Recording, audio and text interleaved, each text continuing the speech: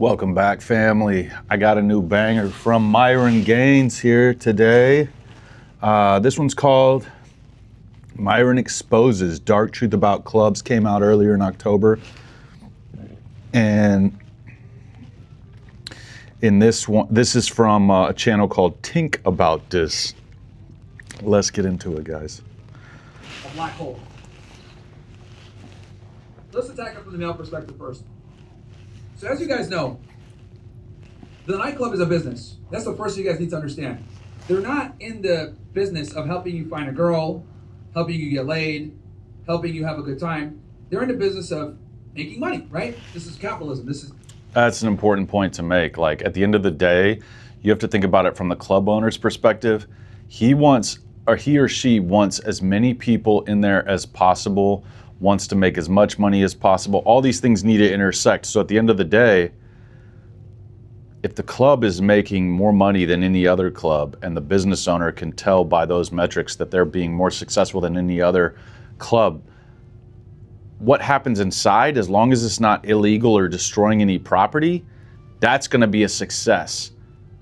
The actual, like, if it's, I'm trying to create some kind of dynamic in my mind, but I'm thinking about what he's saying. Like, if it's a bunch of girls that don't want to talk to any guys, but all these guys are in there trying to get with these girls,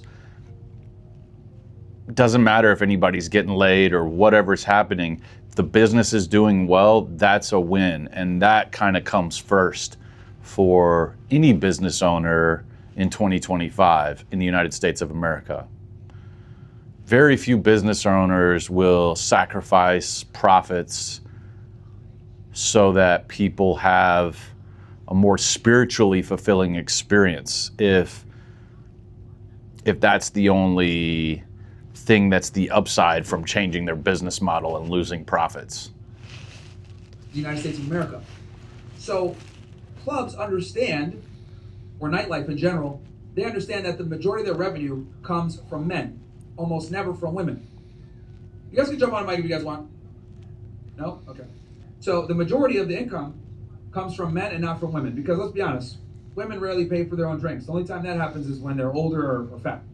So knowing this, what clubs do, or nightlife does, is they bring in just enough girls, right, to get men into the location so that they will spend money on the women, right?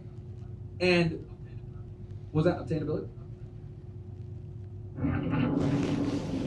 This game. That's a pretty just enough girls. I'm curious to see what more he says about this, because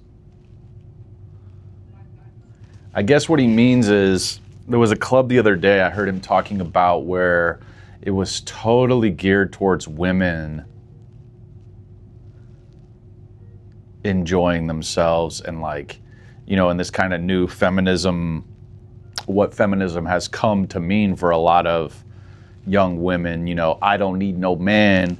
And so they created this bar around that, and it basically attracted all women and no guys.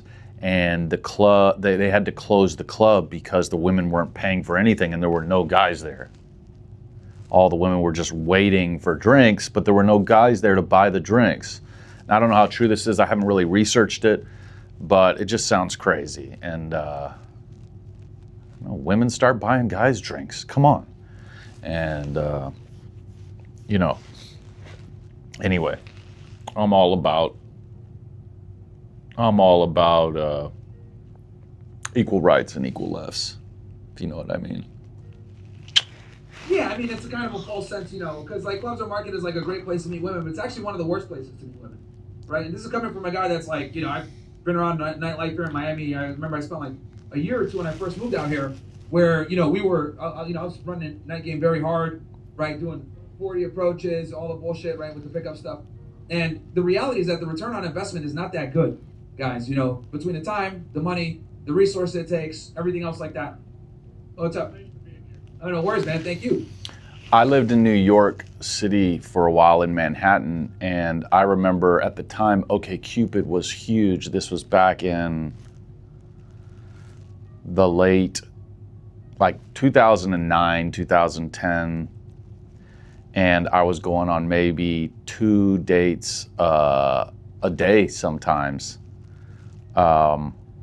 Working for MTV at the time, going on 2 dates a day, lived down in Chinatown, and it was just really easy to message women and say, want to go on a date, I'll show you Chinatown. Look, everybody who moves to New York is a very proactive person, so you're surrounded by all of these people who moved to the city, who came there to make things happen. Forget about the Midwest, where people move slow, they're scared of new opportunities sometimes, or they treat them with caution. Everybody in New York City came to New York City. 4 out of 5 people, first of all, in New York City are foreign to New York City. Whether they come from the United States or another country, they're not indigenous to New York City, meaning they didn't grow up there. And so they come there seeking adventure, seeking excitement, seeking the fast pace of life. So if you're a young person wanting to go on dates and you're in the Midwest, move to New York City, because you will have so many dates regardless of what you look like, just because there's that many people, and people are just wanting to do things all of the time. One of the best things I ever did was go there, because I was going on these 2 dates a day, and you really have to be crafty, because even if you're trying to keep it on a budget, right? If you're, and I'd say out of those 2 dates a day, if I did that for 20 days, maybe only like 1 or 2 of those people I'd see a second time, that they, that we had chemistry, that we both liked each other, but just an insane amount of money. It's tough out here to, I'd say it's continued to 2025, it's just ridiculous the amount of money you can spend just trying to find some kind of companionship. Yo, so anything you want to say? The mic is right there so they can hear you. I'm not in any position to say anything of consequence right now, but I appreciate what you're wearing, what you're doing, what you're saying. Thank you, man. Please keep doing it. A lot more people need to understand the significance. Appreciate that, brother. Yeah, man. Someone's got to keep it alive, No, seriously. Hats off to you, sir. Thank you, sir. So, anyway, so the nightlife, what they're doing is they're kind of selling you a dream. Hey, this is a great place to come meet women, blah, blah, blah, but you got to have a paywall, whatever. So you go in there and...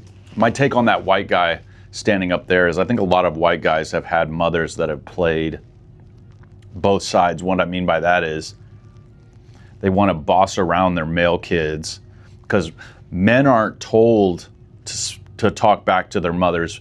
You just tell women that. And when mothers come and they talk to their male children, and this happens a lot in the white middle class of yesteryear, so these women that are like 40, 50, 60 that have had kids, these white middle class women, a lot of times they've come from that. And look, their parents were screwed over by the fathers. Maybe they didn't give their wives enough chance to speak up, or just kind of bossed them around. So now you have these mothers who had terrible fathers in a certain perspective, that'll never admit that want to boss around their male kids and kind of take out that aggression that they had from being bossed around by their father on their male sons. And then when the male son gets mad at anything that they do, which is legitimately immoral, the mother then plays victim. So these young male children never get to feel their intuition, and consequently lose their emotions, because they had mothers who would do the wrong thing to them, but then not even let them have the kind of comeuppance of saying, like, you were wrong, apologize to me. The mother won't do it. She'll play victim, citing that, some kind of thing that the son did and she didn't know, and she was just trying to be kind. A really terrible thing that some women do is they believe, as long as it's intentioned out of love, that they didn't do anything wrong.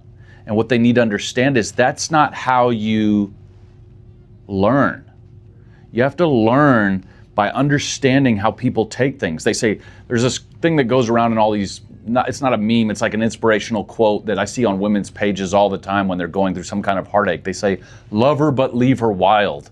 And what that I think translates to is, I don't ever want to learn anything. I don't ever want to grow. I just want to stay a perpetual child. And I think that's a big mistake. And now you have all these YouTube channels that are talking about the differences of men and women, and opposed to raising our daughters like we do our sons, meaning that like teaching accountability, teaching not to lie, teaching truth. A lot of men don't do that for their daughters, but they do it for their sons. And hopefully we're moving away from that, because I ultimately think we should be raising everybody the same. That's not to say there's not a difference between men and women. That's just to say that there's a problem. I think that's also part of the reason why transgenderism has become so popular, because people don't believe, they believe if they want to act this way, they've got to be this sex. And so it's like, I'm a boy, but I am sensitive and like my feelings. Oh, well, then you must be a girl because you can't have your feelings if you're a boy. It's incredibly problematic. And what ends up happening is that person kind of understands it all on the end of life, and they forewent all these opportunities because they were too busy changing their gender. And just having to deal with all the complications of that, hormones and showing up to the doctor when they could have been following their dreams had they realized that we should be raising everybody the same. Everybody should be having the same powers. Yes, women do need to be a little bit more careful because they're not as strong as men, but they also get the gift and the experience of having babies. So there's a trade-off. The other thing guys need to understand is that when you're going to a nightclub, right? And this is a big red pill for you guys. Women are not going to value that interaction, okay? What do I mean by this? Women put more importance on how they meet you versus actually meeting you, okay? Say that again. When you deal with women, they put more importance in the way they met you versus actually meeting you. What I mean by this is meeting her at a nightclub, right, at 1 or 2 a.m. versus meeting her like on maybe a yacht that you rented is going to give you a significantly different experience from her, because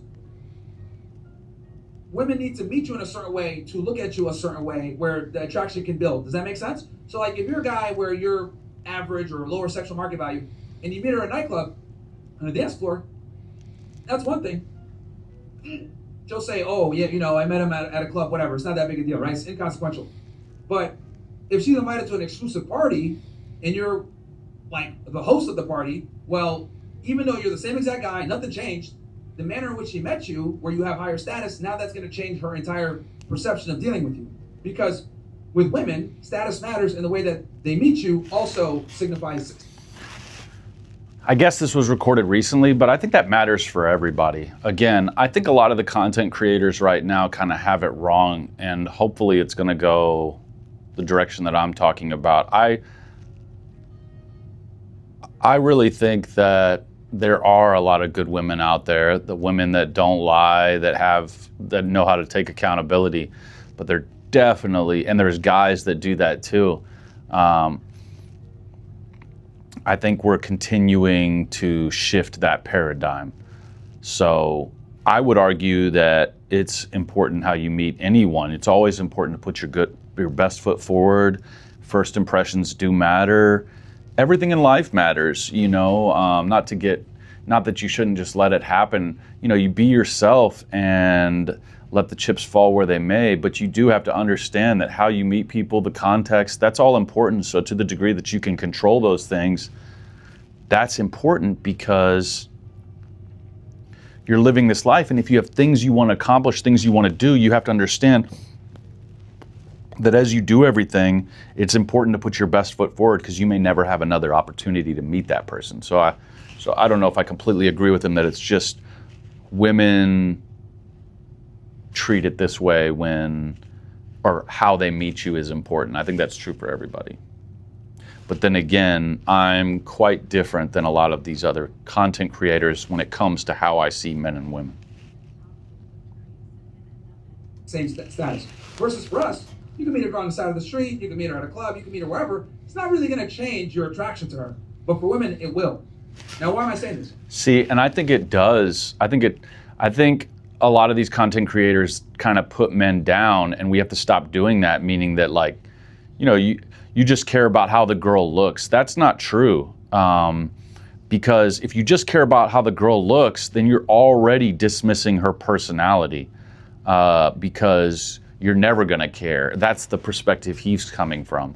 I think we all have the same powers, and we all need to understand that truth and accountability is important, because that transcends gender to me. And somehow we've created a world where, and I think it's based on biology, right? Because they say women value relational truth or relational kindness over truth sometimes, because they don't want to rock the boat, because since they don't have the muscles, they have to watch how they say things. So they want to keep everyone feeling good so that they can derive their status from being on good terms with everybody. But hopefully we're creating a safer world so we can have everyone have the same powers and all be geared towards truth, so that when a hard truth comes up, you can say it as a woman or a man. And, men can express more of their emotions, and women, without having to become a guy and become transgender, they can express disapproval in a way that's truthful. I'm saying this because if you meet her at a nightclub, she's not going to put stake in that interaction, okay? Imagine being able to build an app with your name on it, just by...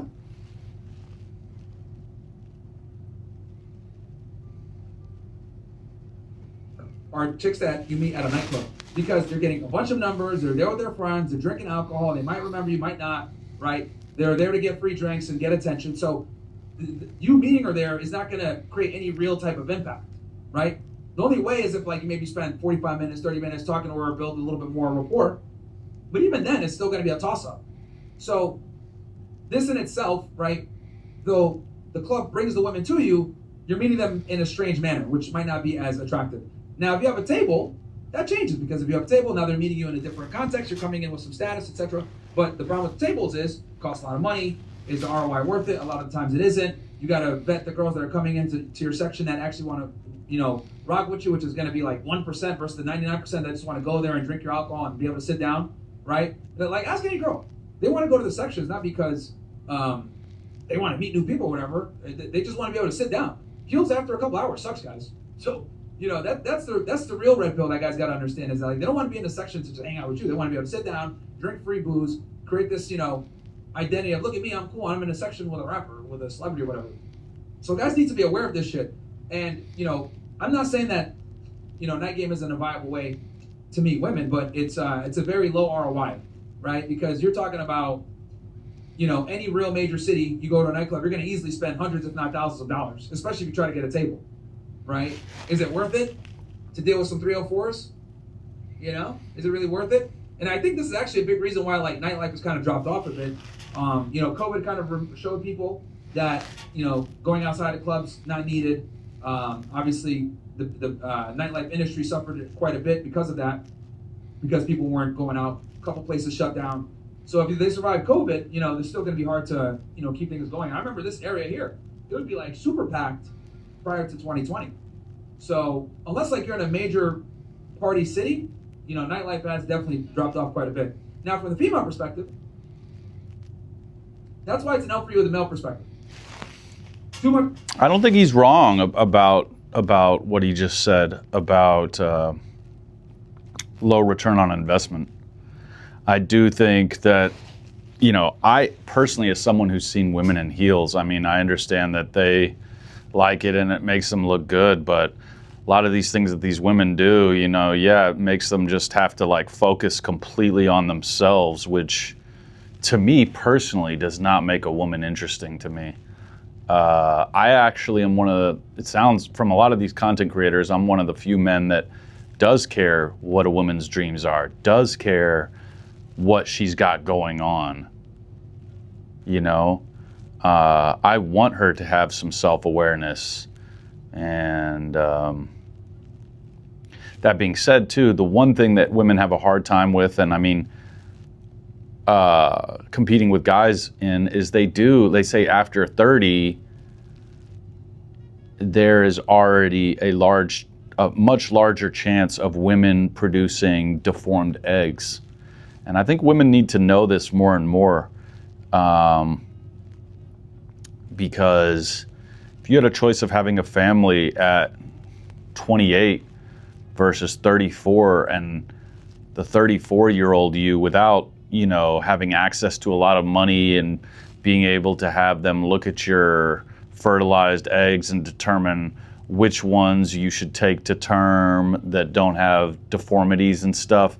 I mean, if you get pregnant at 34, you could have that disabled child, which is going to completely change your life. That's not to say that people that have disabled children don't, enjoy their lives, or that child isn't a blessing. But I think most people would prefer to have a non-disabled child if they could choose at the beginning. And you can.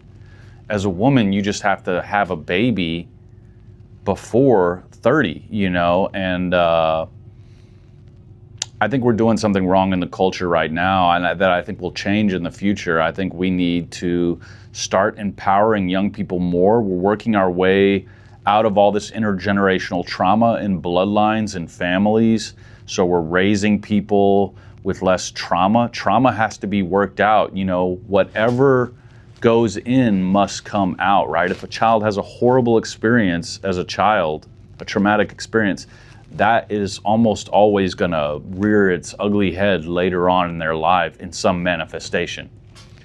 And we need to understand that and not cause trauma, and be more open and empathetic with our children, and realize that when you bring a child into this world, every child is entitled to a guardian that provides unconditional love, meaning doesn't matter what that child does, I mean, within reason, of course, doesn't matter what that child does as it's learning to be a human, the child is always, you're not supposed to, as the adult or the parent, get back at the child for things that they do, because they don't know. You teach them, but your job as a parent is to be the absorber of those wrongdoings that they unknowingly commit, and let them know it's okay. Where parents get into trouble is where they get back at their kids. And if you've ever raised a pet or a child, you understand that creature doesn't realize it's doing wrong. So as the being that knows that it's wrong already, when you get back at that younger being, they then interpret that as evil. And because you should know that they don't know they're doing wrong. And if you don't know you're doing wrong and someone does something intentionally wrong to you back, that sets you on a course that's very dark, and that creates that trauma. It's money, a lot of waste of time, drinking alcohol, dealing with women that have low interest a lot of the times, unless you meet them through some other type of purview. Those are negatives from the male side. From the female side, they live on easy mode when it comes to that stuff. What's up, man? Yeah, what's Nice up? to meet you, brother. Nice to meet you. Hello.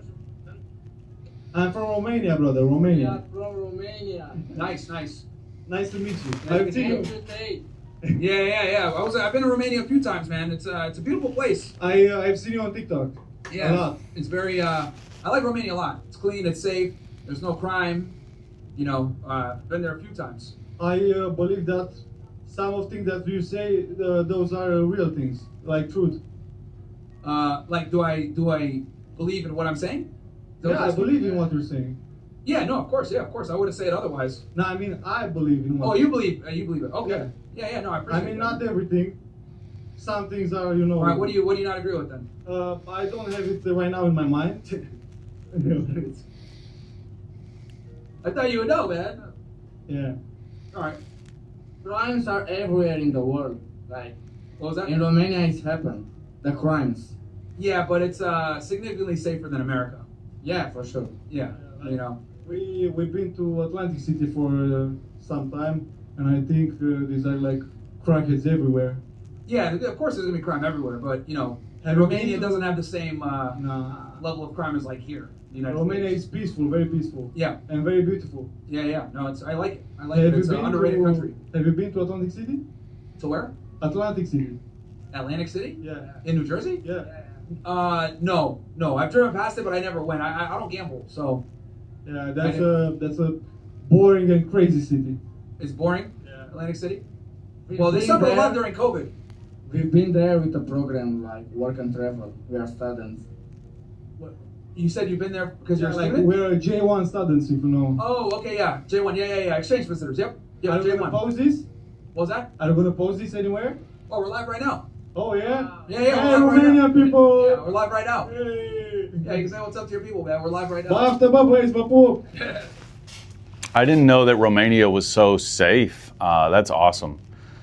My experience with Western Europe, which I've spent a lot of time in Belgium, France, Netherlands, very safe places. Netherlands, incredibly safe. I love it there.